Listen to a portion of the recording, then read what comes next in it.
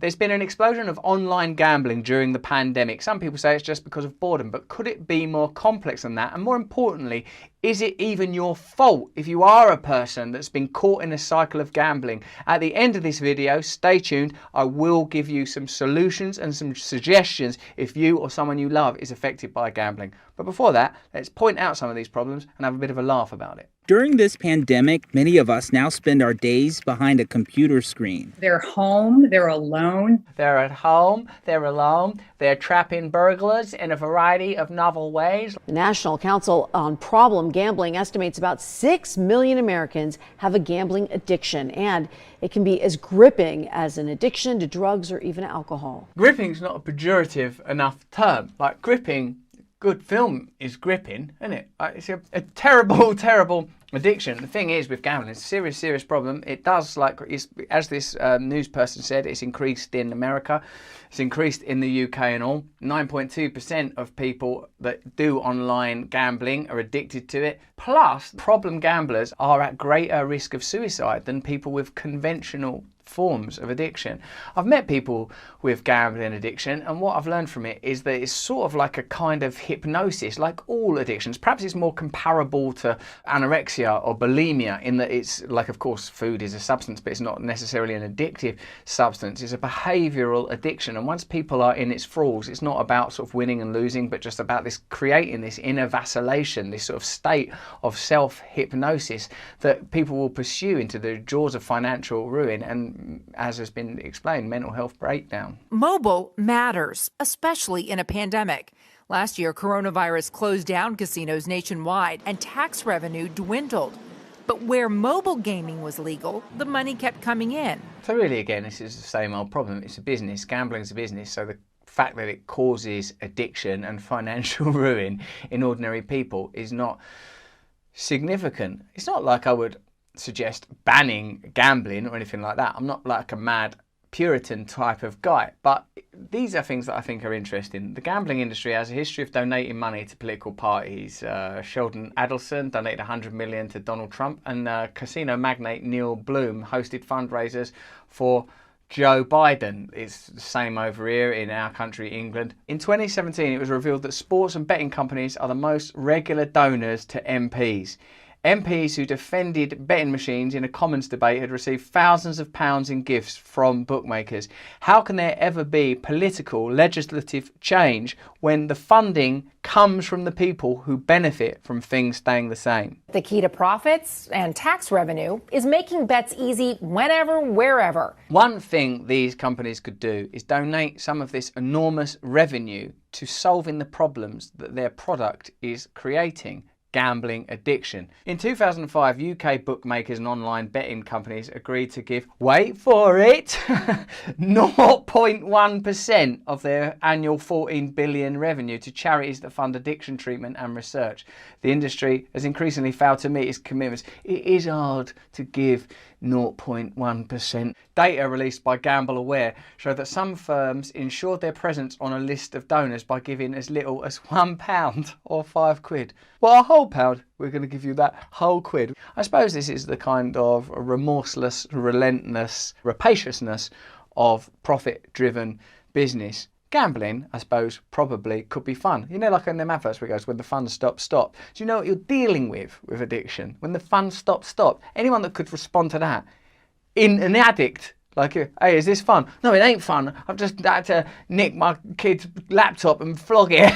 Right, well, you should stop. No, yeah, you're right, actually, I shouldn't have done that. If you're going to respond to common sense advice, you're not in the grips of the delirium induced by this condition. So what are offered are phatic and gestural solutions rather than practical solutions designed to make a difference, because the fact is that this industry is dependent on people that are addicted to the product in order to survive, and the last thing they want to do is draw attention to the fact that it's an irresponsible industry that requires the complicity of irresponsible governments in order to continue to thrive. When it comes to sports betting, business is booming. The estimates are mobile and sports betting could be $20 billion, maybe as much as $50 billion industry in the near future. Sports betting's legit over here in England. In America, it's banned in some states because it's sort of pretty intoxicating. But if you're like me, someone who watches, e.g. football, you're bombarded with invitations to gamble the whole time. I've never had an issue with gambling, and it's one of the few things I've not had problems with addiction-wise so far yet. But like, you could see how you bloody would. I mean, it's just the players are wearing it on their shirts, the adverts are on it, with starring people that you admire and love. You know, it's just like the invitation to do it is, I mean, I suppose, again, it's what's revealed is what's interesting. What's revealed is that everything is an opportunity for profit. Ironically, coronavirus may have boosted sports gambling in states that have legalized online play. Research today from PaySafe shows 68% of gamblers say COVID made them more comfortable with mobile play. It's a weird way to look at it, more comfortable. Once leaving the house has become a gamble, might as well gamble while I'm in it. This is a roulette wheel. It spins fast. Let's have a look at some of these enticing opportunities to gamble. Again, if you're a person without an addiction issue, I don't know, who cares? But some people can't do this, and they are the people that are vulnerable. So the 2 points that I'd like to raise is mostly the advertising should be restricted, and secondly, that the industry should pay for the problems that it generates. The ball spins faster. Red, black, red, black, red, black. It's got that red, black, designed to be literally hypnotic. That will literally hypnotise you. Then underneath, please gamble responsibly, gambleaware.co.uk, in the middle of an intoxicating and hypnotic image. Your heart beats fast. Then things start slowing down.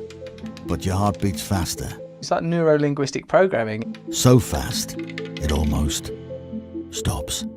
Showtime. TDs, back with K's, RBIs, and the TKOs pay BIG. I like him. He's a brilliant actor. Nothing against Jamie Foxx. But let's have a look at where we're going with this gambling ad. The overs, the unders, the underdogs, and the upsets.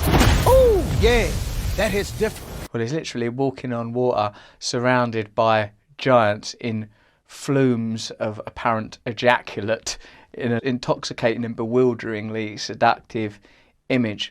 Again, when you're dealing with something on an industrial scale such as this, on the point of saturation we're at, it's not like a condemnation of individuals or even individual companies. It's a kind of mindset that becomes problematic when there is this much appetite unleashed, an appetite to profit, an appetite that can't be controlled by people that suffer from gambling addiction.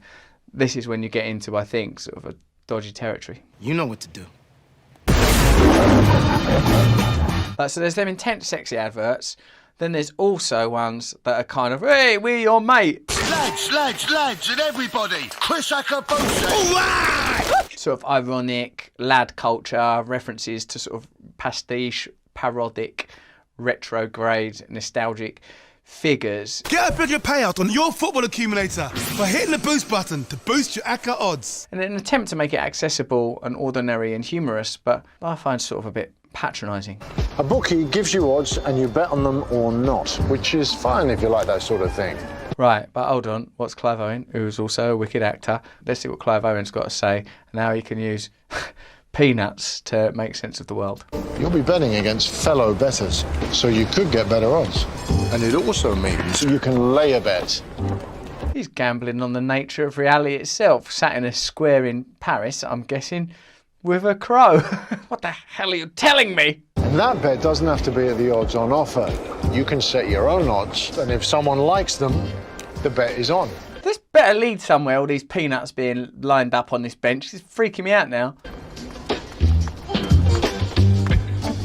I'd like one of them people that's walking past going, are you alright, mate? I've just been watching you lining up them peanuts and talking to that crow and everything. I was just a bit concerned. No, I'm just flogging a bit of gambling. Here at Ladbrokes, we want you to stay in control of how you bet and play. Oh, good. Well, don't design a product then that specifically targets addictive traits in vulnerable people.